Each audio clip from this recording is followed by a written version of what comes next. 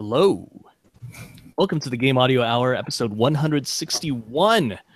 This is a weekly podcast where we discuss all things game audio, from creative ideas to the latest techniques, project experiences, to audio secrets. Here is where you'll find in-depth coverage and opinions related to game audio. And I've decided to emphasize the audio portion by not showing you my horrible visage. But that's only because you're working on Super Secret today, correct? Oh man, actually that is too true. There's so much stuff going on over here right now. It's the end of the year. The whole studio is going crazy. Yeah, I don't want to open this door because there's all sorts of stuff that could escape into this world. And I'm getting some really scary trouble if somehow some of this stuff was seen. So I'm going super clandestine, super top secret mode. What about you guys? Hey, Chase, how are you doing? Doing pretty well in the midst of it all. I was working on a special transcription for one of our listeners. Bop, here's your proof. I've got the theme here for Battle of Hope from Final Fantasy Tactics Advance. I've been working on it diligently. It's been very fun. And I'm going to get you that theory of how to write like your favorite composer. Specifically for this one, Sasu Ayoko. Wow, that's really cool. That's really neat that you're doing that, Chase, and that sounds really fun. Yeah, it actually nice change of pace for you.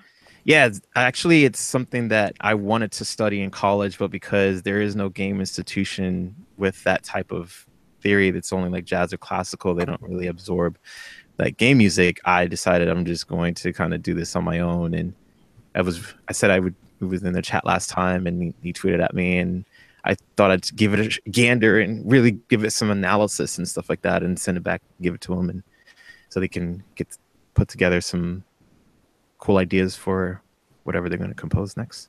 Wow, that's really cool. I mean, it doesn't just sound like something really helpful for Bob. Maybe that's going to be going down the pipe for another episode in the new year, perhaps.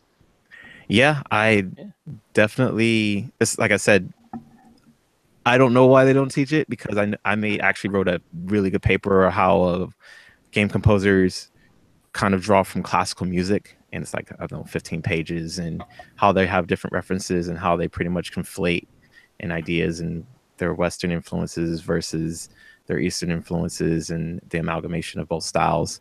So yeah, I mean, like, it's a little bit of academia, but I would be happy to continue that forward to pass along for the show. It's probably some spawn idea that, yeah, will be great content. I'll be happy to do it. I love it. It's great. Yeah, it's fun. Man, that sounds awesome. That's really great. How about you guys? Let's go on to Dan. What's up with you? Hey, what's up, man? I finally got my treatment up, so I'm psyched. Looks good. Nice. It looks nice and clean, and yeah, man, very professional looking space there. It's Gick Acoustics, man. It's good stuff. Yeah, that's really cool. Have you gone through the whole rigmarole, tested out with your favorite tunes, favorite tracks? What were the first things that you listened to in this newly treated space? Lorne. Wait a minute, Lorne as in like Lorne Belf and No, Lorne as in the electronica artist. Oh, Lorne. People don't say that anymore, do they? Electronica? I can't say that. Is that is that dating me? No. It kind of I still have electronica sound packs. I still have sound packs with electronica titled on. I'll find them. It sounds like you're trying to say electronic arts and then get cut short because you're connected to that. And that's pretty great. The only things that I think of when I think of Lorne are honestly Lorne Michaels, of course, or maybe not, of course, and yeah, Lorne Belf. Who's done a whole bunch of movies and games over the years. What about Lauren Green from the original Battlestar Galactica?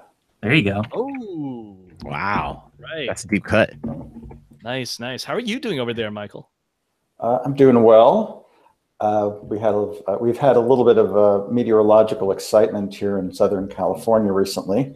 which is partially why we're not seeing Kyle tonight. I was only driven from my home for one day, which I count to be lucky. I was not evacuated officially, but the air was unbreathable, so I decided to leave. All seems to be well now, and life is moving forwards. Yeah, the latest that I'm hearing is the Skirball fire is 80% contained. So Really? that's a good thing. Jeez. But man, that thing has been going on for almost a week now. And there's still a Man, whole I lot just of was on the people that are missing. 405 like all this weekend. I didn't see any smoke in the sky. Didn't smell anything. It's very peculiar. So you're saying it's a conspiracy theory thing? No, definitely not. I know that it's real. I've seen the flames. Full stop. Could be hard to distinguish from the general LA haze. Yeah, that is true. There's always that stuff in the air. It's hard to tell whether it's just the air or the smoke, or maybe just someone's barbecue.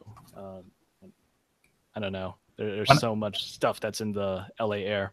When I first moved from Colorado to LA, I had cough for about a week. My lungs had to harden. Which is interesting because you would have been used to breathing literally thin air. So but like clean,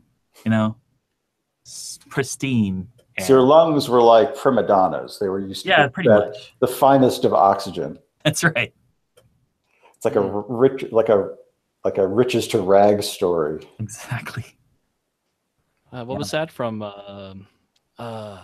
Spaceballs? Perrier. yes. Although that's not so much a joke these days. I mean, have you actually gone to any of those oxygen bars in LA? I haven't, no. Me neither. I mean, it's not just LA. It's in a couple of places. When I was in Japan, I saw some people actually purveying oxygen at their establishments. No one here? Maybe some in the chat room, perhaps? There's one in Colorado, too, man. I never went to it. Oh, really? Yeah. Wow. Riches upon riches there. Yeah. Well, like Mike said, that it's thin, right? So get some heavy air. That's right. Nice. Well, better heavy air than heavy water, I suppose. Or heavy rain. We got that in Colorado too. Oh, we have Rocky Flats. Ooh, that's scary. So yeah, man, there's a whole lot of fun stuff that's been going on since it's the end of the year. Absolutely. It seems like there's all these events that have been happening. This past week saw two really major events, both of them in SoCal. Yeah. There was the Game Awards that actually happened last week on Thursday. Yes. Jeff Keighley hosting and a bunch of different companies showing off their wares as various games got celebrated. Game of the year, soundtrack of the year, all sorts of fun stuff. So Chase, you were there. I was there, front and center. Well, front and a little off center, but I was there front stage. Pretty much. Man. So you had the good seats. I was actually there. I was sitting in the back. Oh, you were? Oh man. Yeah. Yeah. It was pretty awesome. It was my first Game Awards. I've been trying to get there for years, and I made it. And yes, it was really good to see the awards given out and the truth being spoken as usual. Only at the Game Awards, how people feel, how they really feel. And Nier Automata taking the best soundtrack of the year home. That was a sweeper. I thought the Breath of the Wild was gonna definitely snatch that up, but Nier Automata got that one. I'm a big Nier fan. Huge, if you didn't know. Nier Gestalt's one of my favorite soundtracks. So I don't have the new one. I told myself I would not buy the new game until I finish the old one. I have to limit myself with the budget and everything like that. Have you guys played Nier at all? Heard about it? Heard the music even? Since the music was made before the game was. That's interesting. Yeah, I actually haven't played the game myself, although I did read various articles that concerned the music of the game. There was a really good essay on Gama Sutra, I want to say, that was talking about how all the retro retro audio was actually not really retro audio. At least the way that I would have done it would be, I'm going to write my music and I'm going to have a whole separate piece of music that I'm writing with a totally different set of synths, or you know, maybe actually with particular hardware, and then you would just crossfade between the two for this whole thing where the music is modern and the music is retro. But instead they actually did it mostly with filters on top of the original soundtrack. And I thought that was actually really interesting. I wonder if I can get a link to that. Yeah, link that. Definitely like to check it out. Interesting enough, I learned about Nier Gestalt in the soundtrack through a Gama Sutra article in terms of how it would be placed, why music plays an important role. And so for composers out there trying to find work and developers don't believe like it doesn't fit anywhere, sound doesn't fit in any place, you can use this as your argument. If you were to switch the music for, I think they had an example for like The Shining, and you switch the music, it would totally give a different vibe as opposed to the original music that was spotted for that film and other things of that nature. So it was a really, really good article. I think it was like 3 pages, and I had discovered this back in, well, I want to say 2013. I discovered it. So yeah, that's cool. I have to find that article and link that into the live chat. It's actually a blog post right on Platinum Games site. Happy hacking music implementation in Nier Automata. Oh, this is gonna be great. And it's pretty cool. It talks about, I'm just going to read a little bit over the beginning. First, we take the music we want to 8-bitize and convert it from stereo into mono. Next, the 48-tone range, 4 octaves, is filtered out as a sine wave, drastically cutting out any very low, very high, and the subtle tones. And then distortion is applied to this range, changing its waveform, blah, blah, blah, blah, blah. But it is really kind of wacky. I'm very surprised that they went this filter route as opposed to, well, I'll just make an 8-bit version. There are a lot of guys out there that know how to make 8-bit music. But I guess if you have this filter made straight away and you got it just right, then, well, you can do it with any music that's going to be made. Although you said, Chase, that a lot of this music was done well before the game was actually finished, right? For Nier Gestalt / Replicant. So if depending on what country you're in, just want to be super clear about that. I don't know about the history for Nier Automata and how that was created. I haven't, like I said, I decided to just put the blinders on and close my ears and not know much about that game because I didn't fear Nier Gestalt or Replicant. I got kind of stuck on the boss thing and I took a break, and I usually do that with most games. But I do know for a fact that Nier Gestalt Replicant music, the entire soundtrack was created and the game was built around the music. One of the very few titles that actually do that, game developers. So yeah, I don't know if that's actually that rare. I think it is rare if we're just talking about the Western world. Sure. But my understanding is that in the Japanese world, music composers over there will regularly just throw music into a library. Their contract is basically, hey, write all this music for this soundtrack. It gets put into a library, and that library is what the game designers are going to draw from as they continue to build the game. Okay. I mean, that was, I've seen that happen as both an anecdote and a little bit more than that, related to various companies. So Konami would do that pretty regularly in the 90s. I know that much. And I've heard various anecdotes along those lines for English producers that are working with Japanese composers, or English producers over at Japanese developers working with these Japanese composers. It definitely happens. And so that's not too unusual, at least for the Japanese world. Interesting. That's good to know. Thank you. Yeah. Actually, what do you guys think about that? I mean, Mike as a composer and Dan, do you have any thoughts on that idea of music composers just being asked, hey, write a game soundtrack, and eventually this game will come around that?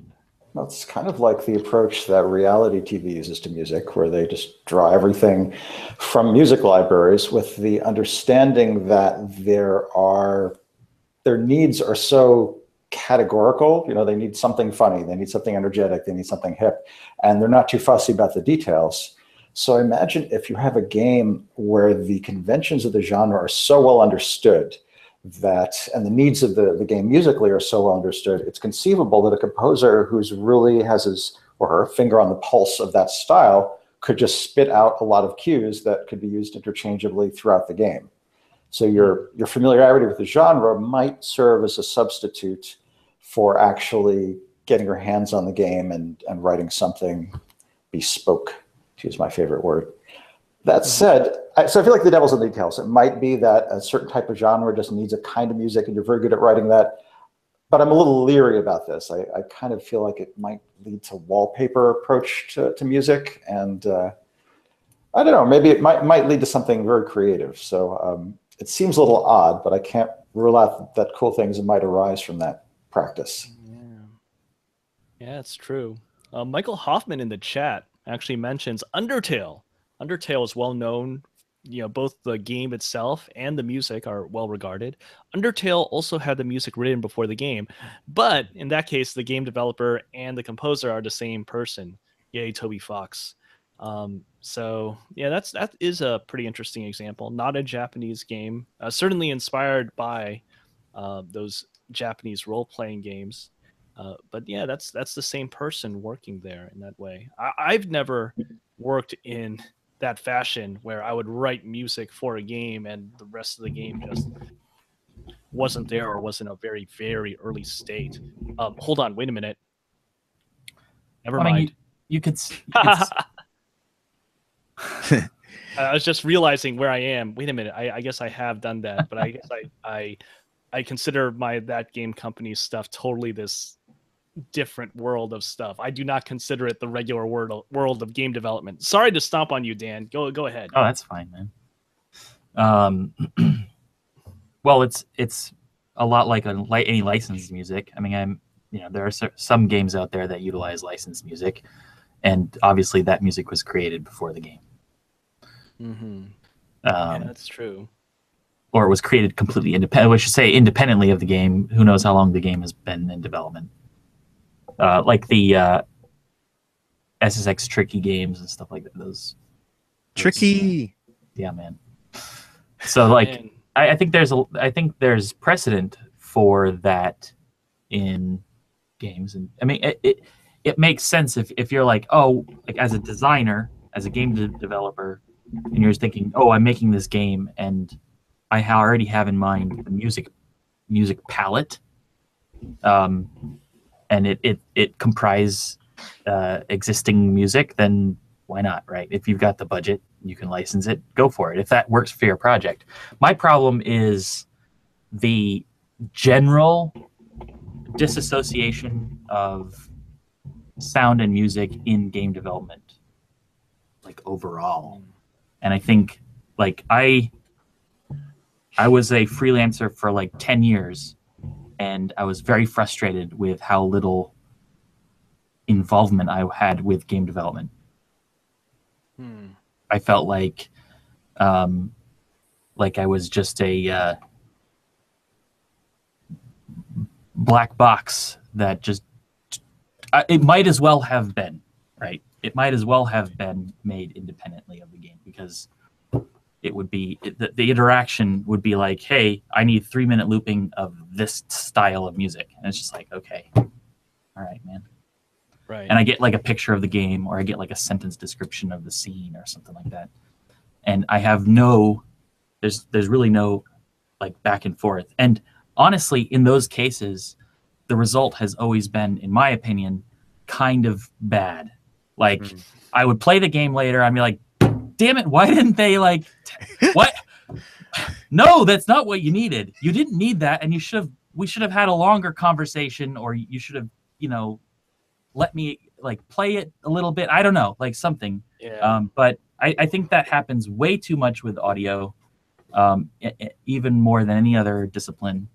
And I think it's frustrating. And I don't think that the products are good. I don't think the results are good. Yeah. The black box thing, I definitely have felt that in the past with that.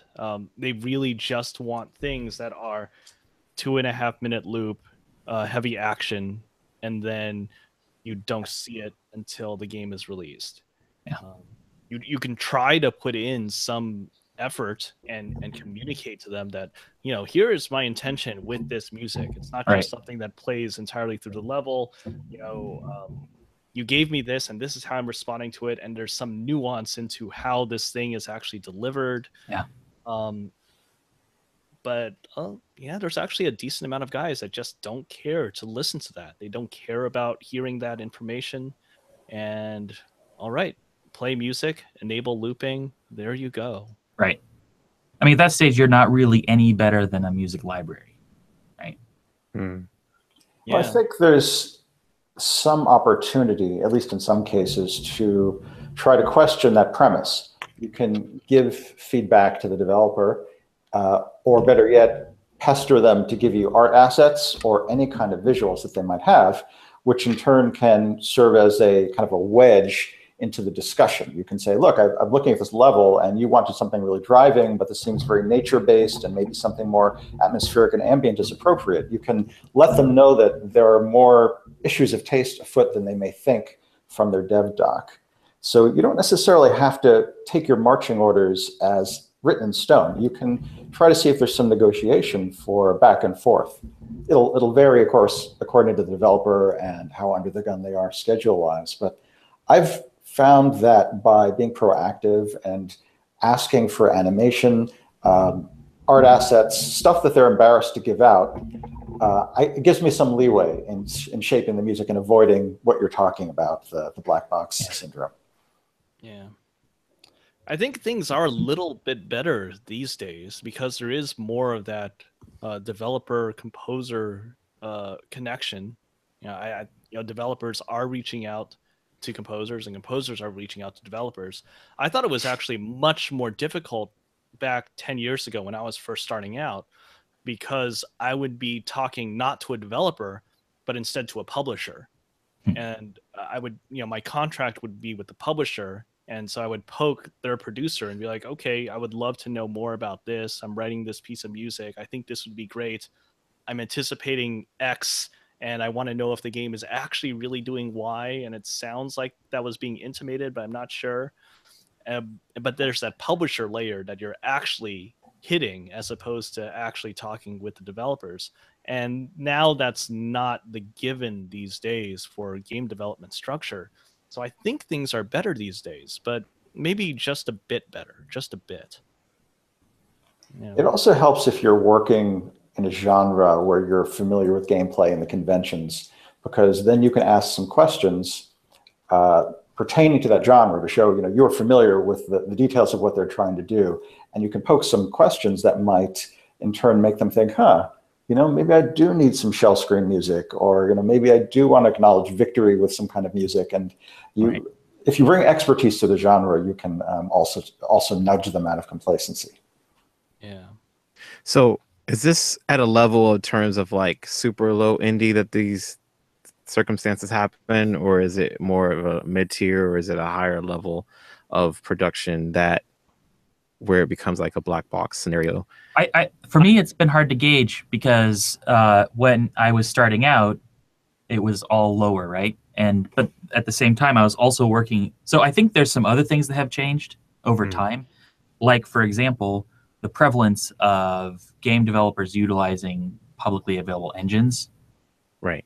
So like a lot of the early games that I was working on, the engine, there was no engine. It was like the developer's own engine, and they were like the coder and the designer, and they outsourced some art or did their own art or whatever, right? And so like my access to the game, the build, things that were happening into it, like have changed over the years. Like the before I started working here at Epic, I think the last indie game I worked on was a Unity game, and I got the build, and I could be putting hooks in, and it's like, yes, then I can iterate right there, and that's like the best, man. That is the best. It is. Yeah. I actually think that we do see that black box mentality happen at all levels of development. It could be the one person, the one man band. It could be the 10-person studio. It could be the 100-person studio. And I think that it happens because regardless of the size, those guys are still liable to be thinking about their game 60, 70, 80 hours a week. And all right, I don't want to think about the music. I don't want to think about the sound. So we'll just sort of keep it to that minimal viable music submission that I'm going to be expecting from them. MVM. Yeah, I don't know if that's a proper acronym, but hey, let's do it. Let's start it right here. The minimum viable music, MVM. What is the MVM for this game? I have a feeling that's not going to have any traction. But in any case, I think because game designers and game developers on all levels are liable to be thinking so hard and working so hard on their game development and pushing out some of the things that they just don't care about that much. There are very few designers that are caring that much about sound effects. Hey, this is something that's eventually going to be attached to an animation. All right, whatever. It's going to happen eventually. They push it off to the side. They don't think about it. Same thing for music. Sure. Yeah. Well, I think that hopefully, hopefully in a large scale studio, you would have people whose job it is to care about that. Like when you're looking at the mid-small size developer, they're outsourcing all of their audio. But, potentially when you're getting over like 20, 50, 100 person, 150 person studio or higher, you're hitting that what was the game's Brian Schmidt's survey had something like a 5% headcount on audio for a studio size. So you start hitting that threshold where there's their in-house audio peeps. They're there on the ground, and it's their job to care about the music or the audio or the sound. And it's not necessarily the random game artist or game developer or game designer's job to care that much about the sound. They're like, oh, it's so and so's job, but it seems neat. Or maybe I'll give them some feedback because I'm actually working on this now. Or no, I don't give them feedback because I'm listening to death metal all day long and I've turned off the sound. Oh God. Jerks.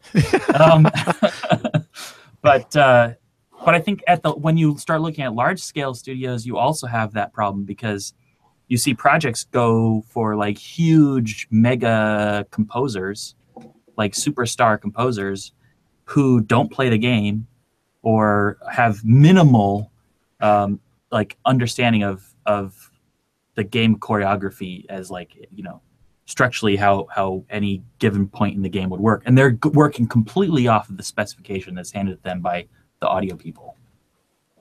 I remember seeing a talk, I think it was GDC, with a reasonably prominent film and TV composer who had done a score for a game. I'm going to omit all proper nouns, but the person was coming from a film and TV background, and we saw this demo of a game with a fairly sophisticated chromatic orchestral score, and the music was really cool and it was really interesting and sophisticated, but it did not match the energy level and the rate of motion, the raw physical parameters of this gameplay. It did not vibe at all. So it was almost like you were playing a game while listening to some avant-garde orchestral stuff.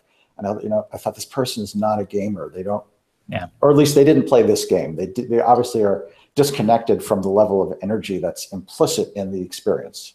Right. Yeah.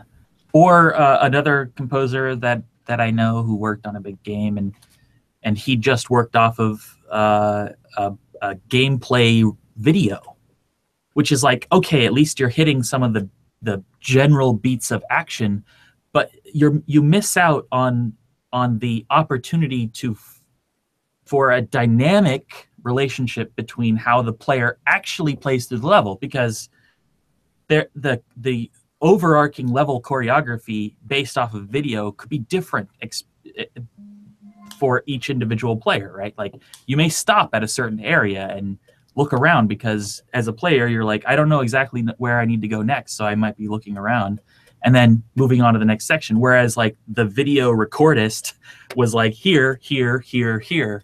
And so the overarching beat is just missing, even though like at a smaller scale, yeah, it feels right for the type of action that's happening. Mm-hmm. There's an interesting. Yeah, I was gonna. Oh, go ahead, Go Mike. ahead. Go ahead, Chase. I was just kind of picking up on a few things that each of you were saying, and I was wondering, one, Mike, was that composer, did they specify that they had a part in the implementation process, or do you know? Because then I have a theory of what have occurred. I don't believe so. I really think that, much like Dan was describing, there was a general description of the game, and perhaps there was some artwork transferred. But I don't believe that this person had actually played the game, because the pacing of the game and the music were not really commensurable.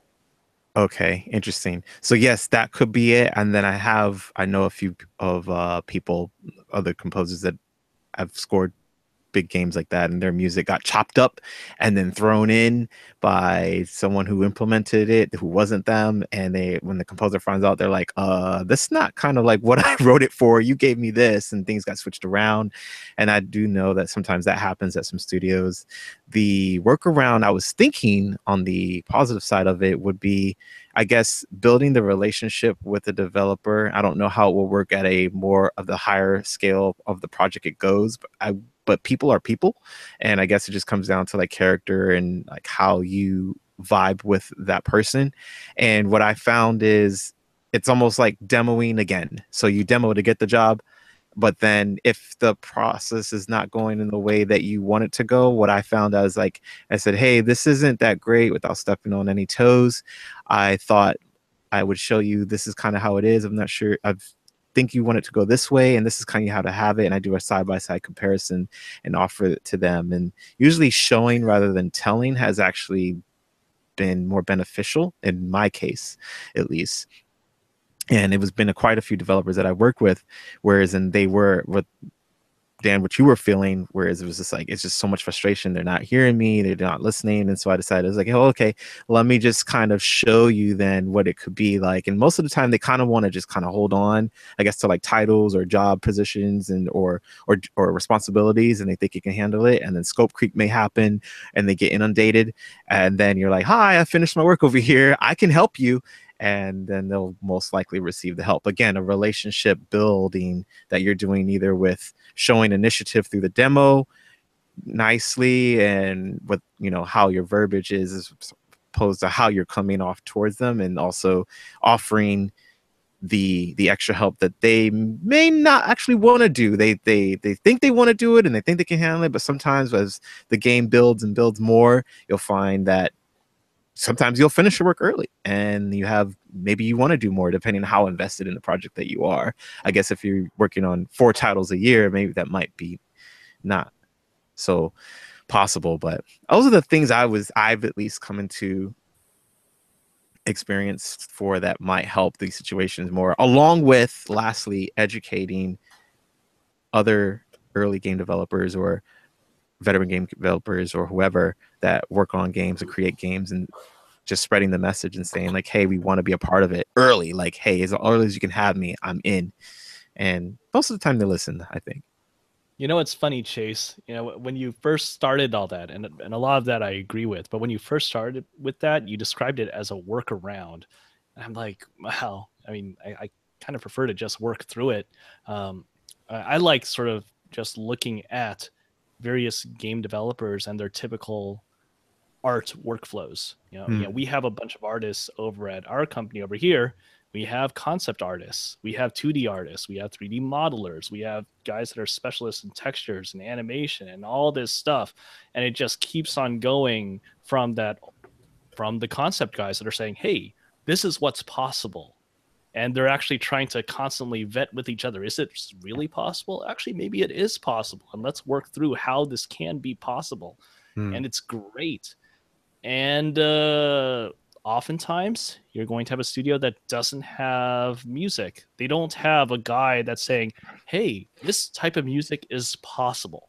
Right. they're just asking them, hey, you do music, give me music. And they're not even asking that simple question. What is possible? What could we do? That's not part of their workflow. But for game developers, that's so much a part of their workflow for everything. Is this design possible? Is this feature possible? Is this art possible?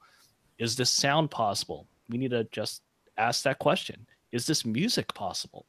Let's ask that question. And then maybe in asking that, they'll actually give themselves some reasonable answers. And then everyone gets happy because they could do really cool, fun stuff. I like doing cool, fun stuff. Definitely. Yeah. No, I 139%, man. Because like one of the things I thought was really cool that Jack Wall did on Mass Effect 2 was he hired Brian DiDomenico as an implementer for the music. So he had someone basically like a technical composer, right, who was answering that question, right? And I think I see that problem a lot with composers who don't have the technical prowess, who are working on games, and they don't know that they can, they don't know the technology well enough to say, the implementation technology well enough to say, oh, well, I don't need to do that because I can do this trick over here. And they don't have the close relationship that you have inside the studio because they're separated from it, where they're asking those questions, or they're already asked, like the mindset is there to ask those questions. Oh, can I do this? Can I do this? Can I do this? Or they're talking or communicating with someone who is not a musician, so they don't understand the question, and they're being dictated an implementation technique, like, oh, we're gonna have 8 parallel stems that they have to be able to crossfade between them at any given time, and they like don't completely understand why that's being dictated to them, and the only reason is because the person who's dictating it heard it was a cool idea at some conference trade show or something like that, and it's just like, oh, well, we got to do that because they did that on this game, like it's not thinking about ideally I would say if you're a composer and you're working on pretty large titles and you don't have whatever bandwidth is required for acquiring that technical prowess, you need someone on your side, on your team, who is that person.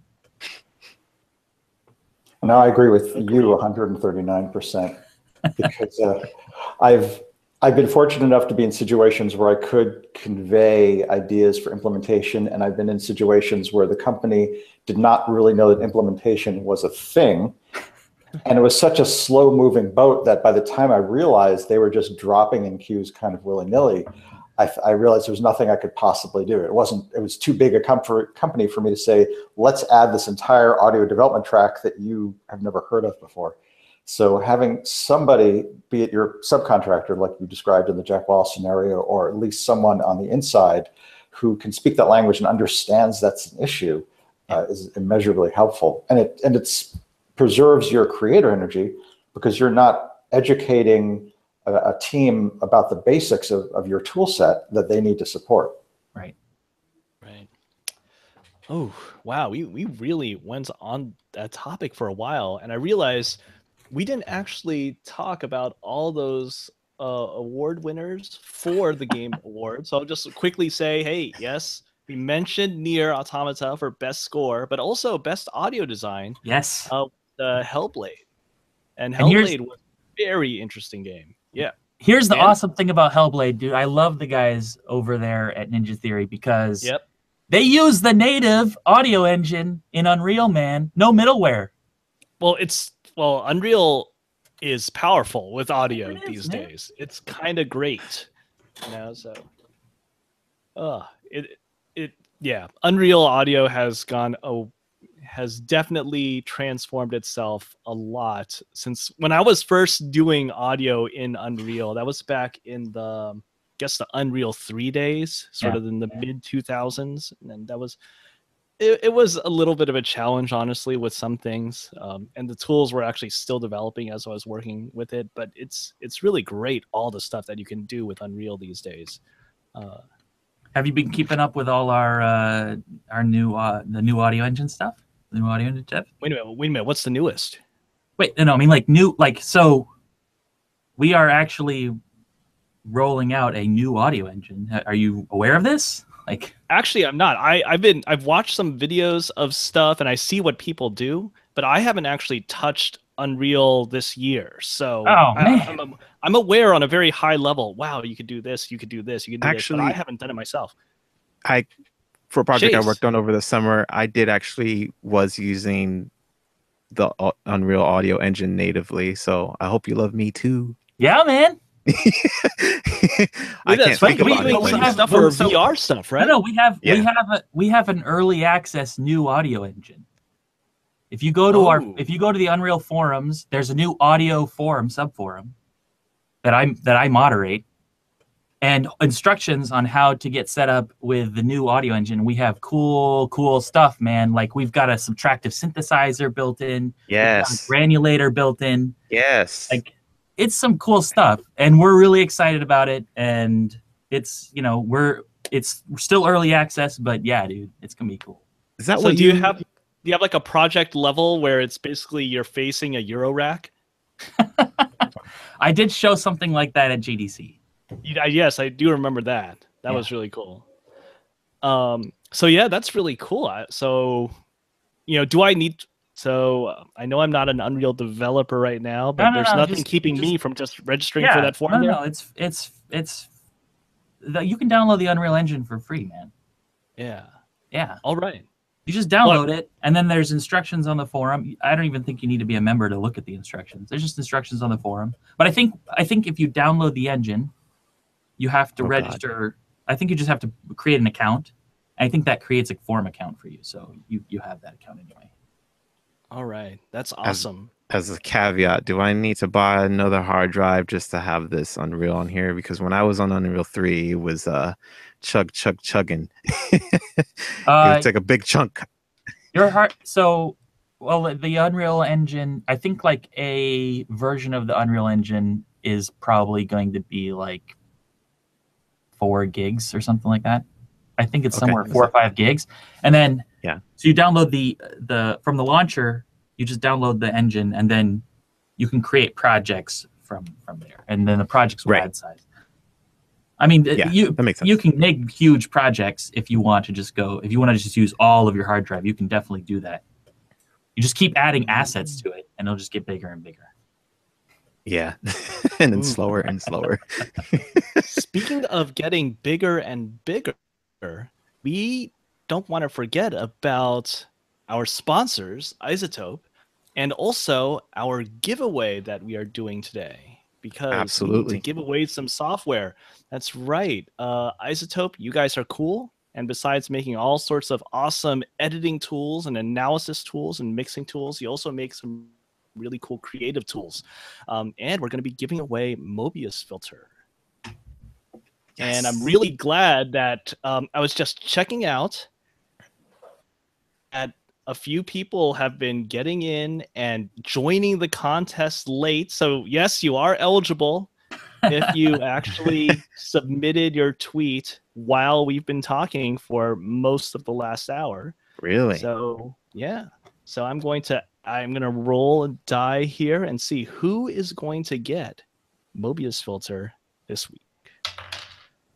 All right. And that is 5. And oh wait, at the right tab here. Where's my tab? There it is. Are you rolling for initiative? And it is. We have a winner. It is Frederick Drunin. Hey. How do you pronounce that O with the slash to it? Frederick Drunin? Frederick Drennan? Frederick, get in touch with us over at Game Audio Hour. We're going to go ahead and follow you, and you can send us a message with your information, and we will relay that to the guys at Isotope, and you will get yourself a nice, free, and fun copy of Mobius Filter. Congratulations. Congratulations. You're going to like it, Frederick. It's cool. It is cool. It is cool. People really do win here on Game Audio Hour. Unlike those 90s commercials. Wait a minute. Those 90s cereal commercials. boxes. Yeah, the cereal talking- boxes. And they're Oh, like, those. you could, if you go in and then you get a whole new room makeover if you just buy this cereal. And I'm like, what kid, did they even announce the kid that won? Like, did he disappear? Like, did his room disappear? Like, what happened? They would just do a new sweepstakes like 2 months later. And I'm like, what happened? Who won the other one? Like, they would win a trip to Orlando, Florida, or to Nickelodeon Studios. And I'm like, I want to go. You never found out who won. And so, yeah, 90s commercials. Watch out for those sweepstakes. They're not fun. It's a conspiracy. man. Well, we all have our associations, clearly. Yeah, I was thinking like Well- Capri Suns commercials, and I didn't understand. Capri Sun, it's the one with the fun. Hey, man, I'm so glad my webcam was not on during that. Anyways, watch the free sponsorship. We have to charge for this stuff. We can't plug companies for free. That's wait a right. minute, wait a minute, does Capri Sun still exist? Yes, and they're They're glorious. still around? They still, yes, they are. They make the 70% man. Capri Suns as well as the jacked up juice sugar Capri Suns. And it's not like those Kool-Aid jammers that taste like water. No, I'm sorry. It doesn't taste like water. It tastes like words I won't say. Something that's not Well, water. now we lost our Kool-Aid sponsorship opportunities. Oh, Thanks a lot, we Chase. have a list, but not because of me. I only made man. one Jimmy, and I won't make that again. Yeah, we have a list of companies who can never be our sponsor because of things we've said, and it is ongoing. Let's go back to some of these potential sponsors, because the Game Awards was not the only thing that happened this last week. This past weekend was was Sony PlayStation Experience 2017. It was happening here in SoCal, here in Anaheim. I actually ran into Chase during that event as well. Where were you guys? Mike, Dan, not so interested in these things? Are you talking about where I was the last weekend? Yeah, I was literally at home all weekend. That's not cool. I live in the Seattle area. There's no PlayStation Experience happening there. But what's your excuse, That is Mike? true. I was actually writing game music, so I feel that's a good excuse. That's a reasonable excuse. Okay, doing some work. That's I was cool. in crunch You were having fun, right, Chase? Oh yeah, it was a blast. I mean, check my Twitter. It's filled with 2 days of stuff. I can't. Wow. I will say, though, one thing. 1 second. Thank you to the guys at A1 Studios. They gave me this awesome shirt, and this is by a really good artist. Ooh. And he did the concept art for their game called Omen of Sorrow. So shout out to the guys there. If you don't know about Omen of Sorrow, it's this new fighting game that's coming out, and it deals with, the context really of the characters are more of like Jekyll and Hyde, Gabriel, form like vampire, werewolf, and you're fighting them. They're made in Unreal, and it sounds good. It feels good. I even had my best friend come over, and he's a fighting game enthusiast, just like Vince is, and they tested it out. I've known about the game since, I think, for 2 years, since I met the developer at GDC, and he was like happy to see me. And then we had a little Twitter war about like who would win the next match against this programmer. So we had a showdown, and that's on Twitter too. And yeah, it was so much fun. It was great. I played Detroit Become Human, and that game almost brought me to tears because it was so stressful and emotional, and everybody's saying the same thing. So if those are my two picks, I would say check those out. Unfortunately, if you didn't download the demo for Omen of Sorrow on PlayStation Store, it's gone. Your value of your PS4 does not go up. I won't continue to shame you, but hey, it was fun. There's some other fighting games that are available as of today. They just put out the beta for Fighting EX Layer. So if you didn't get a chance to play that at the show, you can download it on your PS4. And it was fun going around that show, just playing some of the games and also seeing some of the games that were actually pretty early on and having fun with them. Let's see. Man, I gotta admit, one of my favorite games to play was actually a VR game, and I wasn't expecting this. I wasn't expecting to really enjoy a VR game, but there was a really good boxing game over there called Knockout League, and I thought that was pretty darn fun. It was Yeah, it that was was fun. It packed was over there, too. arcadey. Yeah, just it was very much like a next generation Punch Out game, which I love because I love Punch Out. That Me was too. definitely one of my top games of the show. Um, it's not yet available on PlayStation 4, but you can get it on early access if you've got a Vive and you want to grab it on Steam. They're still working on that. Let's see what else. Yeah, there were a lot of other cool things besides the little games. You had things like Uncharted and Far Cry and God of War. Detroit, like you mentioned. Yeah, God of War. Yeah, there were a lot of cool things over there at the show. They had Probably the Last Guardian biggest. VR, which I played. That was really nice. That Oh, was I really, really totally cool. missed that. I It was in the wasn't there corner. for enough time to actually check it out. But Yeah. Man, I played more so VR games this time around. Played Farpoint. I played Sprint Vector. I played this game called let's see here. I got the pamphlet. The Church in the Darkness. I guess it's based off of a Johnny Depp movie that was like a Western, early Johnny Depp movie. It was really interesting. It was like Hitman and like a top-down like Hitman mixed with what would I say? What was that one game that was kind of like your I can read the context really good. An action infiltration game with a story that's different every time you play. In the 1970s, extremist religious sect, the Collective Justice Mission, moves to South America to isolate themselves. You infiltrate the compound to find a relative, but soon learn that things may not be what they seem. Starring Ellen McLean, Porto's GLaDOS. Okay, so she's a voice actress on that. And John Patrick Lowry from Team Fortress 2 Sniper as the cult leaders whose shifting personalities must try to understand, make the difficult choices you want, and get the ending you deserve. It was really, really, really cool. So I played that too. that's cool. Wow. VR games are getting a little bit better. All these developers they're figuring it out. The technical limitations are they're working with them far better this year than they were last time when I was trying PlayStation VR games around this time. Yeah. So maybe I'm actually going to look forward to some VR releases pretty soon. Yeah. Well, you guys weren't at PlayStation Experience. Have you been playing any games lately, Mike, Dan? I've been on a bit of a hiatus just because my work obligations have taken up that time. But I just uploaded some potential deliverables today. So my answer to that question in 1 month may be very different. Okay. Cool. Nice. Once Congrats, this work man. gets done, yeah. I've been playing Divinity Original Sin 2. Oh, nice. That game is rad, man. And I've been playing with my brother, so that's cool. He's in Colorado, and I don't get to see him much, and so this is a fun little way. Throw up a little Skype chat, and then we play the campaign together. It's neat. That's awesome. That's really awesome. Like that Yeah. you two could still bond. Yeah, man. Well, back when we were little kids, I would try to draw him into like tabletop games, and so we just kind of have that thing going on. Yeah, just natural. That's Yeah, man. great. Yeah, I'm trying to.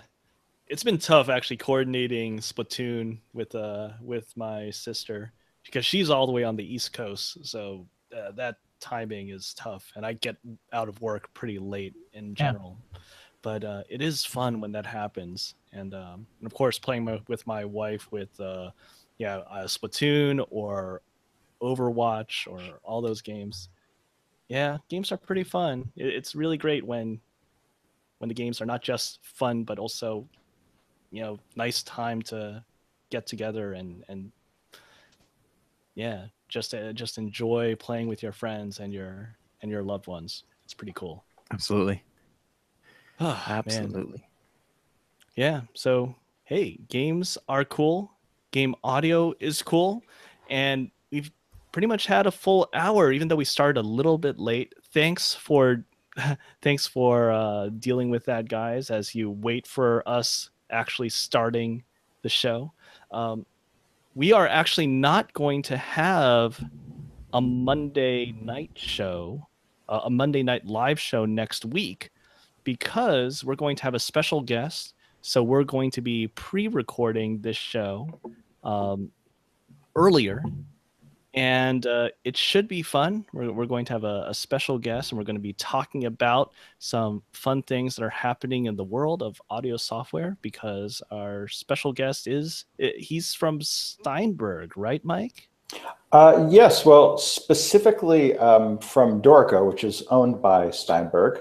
But our guest will be Daniel Spreadberry, who was a longtime Sibelius team member. He did a lot of, I think he did a lot of support.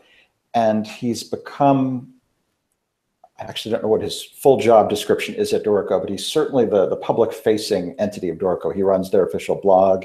He is a big communicator of the new features and where the project is. So I almost think of him as their spokesmodel. And he has very graciously agreed to join us. Dorico just had a major release, so the timing is great. He is in the UK, so we figured that the easiest time to talk to him would be on a weekend. So that's why we're doing our weekend pre-recorded episode. Are we going to air at the usual time slot, even though we're doing our pre-record? Yeah, I think so. We're going to do that. So please, you should hotly anticipate the release of that video. Unfortunately, there's not going to be really a functional chat because the recording will have been done a day or so in advance. But we're going to have that. It's going to be a great show, I think.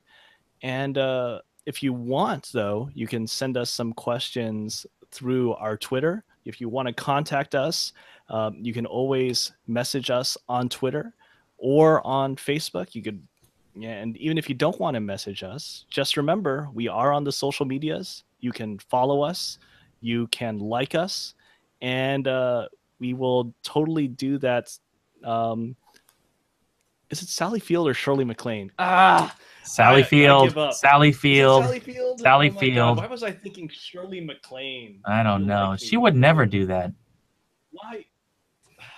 I like Sally Field. I always thought it was. I know. All right. That was a really horrible way to try to be cute with that ending there. See, Kyle, come back. We need you. I can't do this. I'm just this flashing icon. He's stuck in the VR world, stuck in the digital world. We got to pull him back. Oh no. All right. Thanks, guys, for hanging out with us for this Game Audio Hour. We'll see you next week. Bye. See ya.